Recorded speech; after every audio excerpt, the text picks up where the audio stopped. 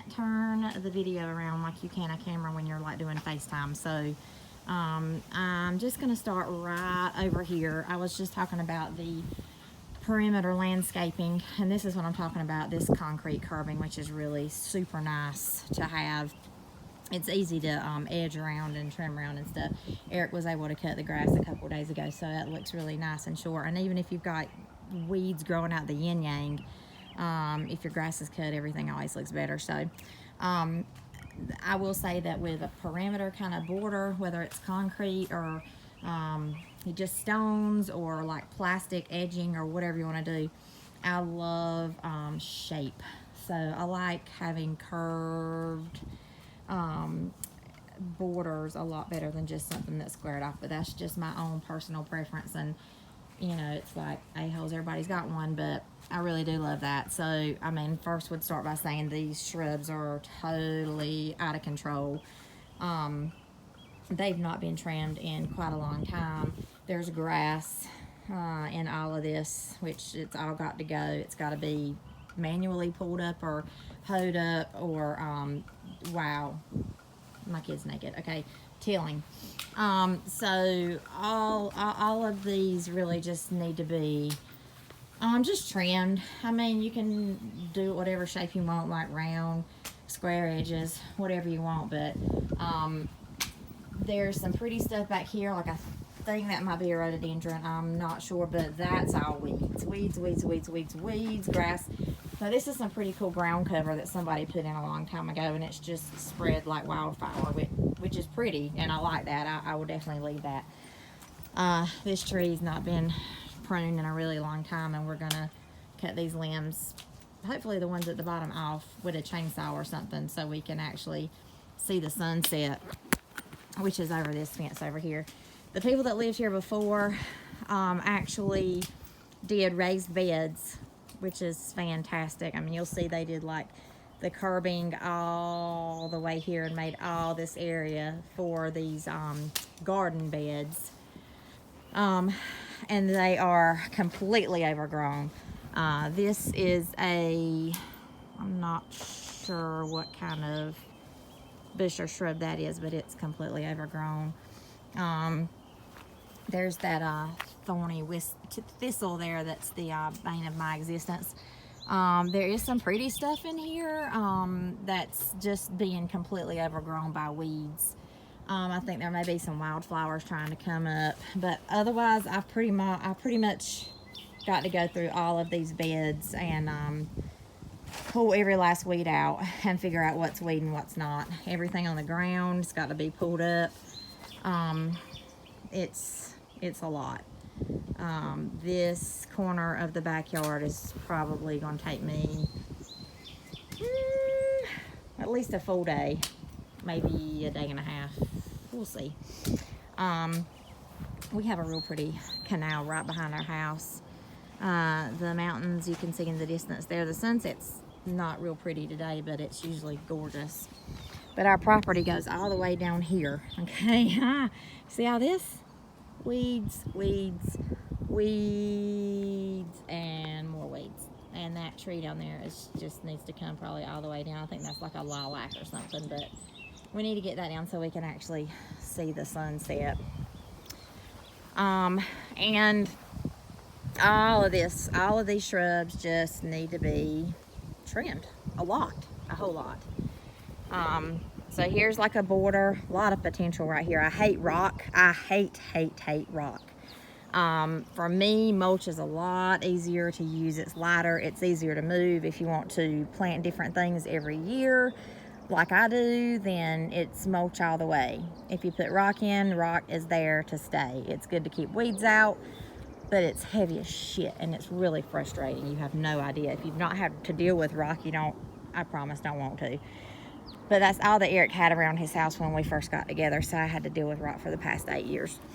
So this is a cool little spot. These steps actually were full of weeds. Eric went through with the weed eater and sort of trimmed those down earlier today. And that's just some kind of little shrub. I'm not sure. I'll probably just trim that down. So here's a real pretty mandevilla. I don't really know where I'm going to put this yet. Eric just set that right there out of the way, but it would be fine up against the fence, and then it would like trail and climb probably all across this fence. Will be really pretty. Again, rock, hate it. I'm going to take all that rock up. I'm going to fill that in with a combination of soil, potting soil or garden soil, and mulch. And I'm going to put some annual flowers down in there because we don't own this house, so I'm not going to spend a ton of money on perennials or shrubs or, you know, roses or rhododendrons or stuff that's real pretty that comes back every year, but it costs more money because of that. So annuals are just the easier way to go for me now. Okay, here we go. This is more like what the front yard looked like. All around the perimeter of the front yard looked very much like this. All in these shrubs right here. I don't know if this is, I think this is just weeds. That's all got to be pulled up. And I say pulled, I don't like Roundup. I think killing it from the top, it's great. It kills it, but the roots are still there. It's going to come right back. And it's going to be ugly when it dies, and you still have to get rid of it. So you might as well take the extra time to either chop it up or pull it up. Unless it's something like this down here that nobody else is otherwise going to see. But that purple stuff right there, that is lavender. So somebody at some point has really taken the time to plant a lot of nice stuff down here, and it has just become completely overgrown. So I definitely would leave the lavender because it smells really pretty. And you don't see a lot of lavender back home, I don't think. I don't remember seeing a lot of lavender.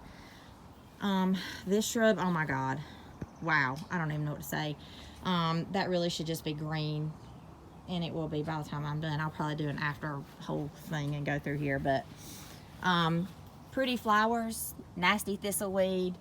These are going to be daylilies right here. They're going to be real pretty when they come up and start to bloom, probably in the next couple weeks. I think these are, I don't know if they're like daisies or there's some kind of perennial planted in here, but I don't like the fact that they've got this really tall stuff on the edge. So I really think that dimension is important when you're doing a bed or you're doing like a perimeter landscape. And what I mean by that is, like, I would do like my shrubs, like my perennial, my evergreen kind of stuff, all the way sort of at the back. And if you've got a lot of space, like there's a lot of space here, like right in the middle, I would probably do some daylilies or some irises, you know, that are a little bit taller but not as tall as the shrubs. And then in the front, I would do ground cover. And what I mean by ground cover is, I mean like verbena, lantana in the summertime is really pretty, but it can get kind of out of control too. But that's what I mean, just kind of like the short stuff and then kind of building up. I think that's really pretty. Otherwise, you can't see what's behind all the tall stuff. I mean, this is just completely out of control. Gorgeous roses back here that are just, what a mess. So I got to go through and clean all this up. This tree right here, wow. Like this is like taking over this whole area. It should be maybe half this size. Like, we got to cut this whole thing back. Bane of my existence, you mofo, can't stand it. It will be coming out probably in the morning. I'm not doing all this tonight, but that needs to be cut back. All of this, I love this climate, and I love shaded areas because of this jolly green stuff called ivy. I love ivy. It just is so pretty. It spreads. It doesn't require any maintenance once it gets going. Doesn't require a lot of water, but it needs a shady area. So if you can get it going in a shady area and you want some good ground cover, there you go.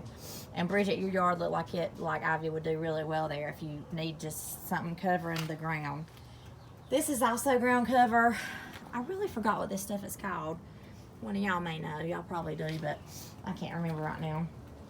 So that's pretty much that. That's the backyard. I mean, all this could use some attention here, but it's pretty much it. This is some like pretty ground cover. This is a perennial. It's called an ice plant. It likes a lot of sun. And so when you go and you're buying your plants and stuff, just like look, you know, the label perennial. That means, you know, you put it somewhere that if you want it to come back year after year, I mean, the top will die off and you can like trim it down, but you know, the roots are still going to be good. This one requires a lot of sun, so you just got to remember that. You want it to get at least 6 hours, and that's the same one. And then, of course, you know, your beautiful summer petunias. They're good ground cover, too, but they're also really, really pretty in baskets. Of course, y'all seen baskets. And then impatiens are really great, like, for the front of your borders in the summertime, because they get, like, in this, I forgot what size this is. I forgot what size this is. Oh, it's a 2.5 quart. In a 2.5 quart little canister here, this one right here will probably, it can get up to probably like 3 feet in length and like probably a couple feet high. So I mean, it really can, in the right place, it can get really beautiful and pretty. And these are my lantana. I'm gonna put these lantana right here around my tree, and around my other tree I'm gonna, this is Harper, she just decided to come outside. Yeah, and because around, Mommy's not giving me around my other tree I'm gonna put these vinca. I love vinca. They do great in sun. They do great in shade. I think they probably say full sun. The exposure, yeah, full sun. I mean, they can get, you know, upwards of a foot and, you know, a foot tall. And if you plant them close to each other, a lot of times they'll spread. And they can come back year after year too, depending on like where you put them. I mean, they've come back year after year in my mom's yard, even though it says an annual, they have come back. And then in between the clusters of vinca around this tree over here, I'm gonna put these really, I love flowers that you can cut and put in vases too on my table. I just love doing that. These are Magellan's zinnias. Yeah, they're zinnias. Zinnias are great. They're real pretty, and they even have like, these have pretty leaves. Some of the real pretty flowers for some reason have like ugly weed looking type leaves or foliage. Foliage, I think is the correct term. But I'm gonna put like zinnia and then a lower down vinca. So it's gonna be like zinnia, vinca, zinnia, vinca, zinnia, like all the way around this tree. It's gonna be real pretty. And around the other tree, I'm just gonna do lantana because it really takes off, and it'll probably start like flowing over the side of that concrete towards like mid to late summer. So that's all I got right now. And cutting the grass and edging is key. Definitely if you can get a good edge to really separate your border from your grass, and that looks really pretty. Hello. Yes, Harper, we see you. Well, I got... And so this is a really cool house. Eric and I have actually been talking about trying to talk to the owner to see if he'd be willing to sell us this house, and then we would sell the house we're building, because I, honest to God, don't really want to move again. Kind of tired of moving. Sunset over the mountains there is pretty, and plus the view back here is pretty phenomenal, especially that one, right? Yes. And I've got a question. Really cool running path if you're into that, which I haven't taken off on that thing just yet, but that is my plan. So I hope y'all enjoy. Oh, look, there goes a duck. It's like a mallard. There's a lot of geese back here, and ducks. Really pretty field right across the way there that is owned by the city and leased out to the farmers, so I don't think they're going to be building on that anytime soon.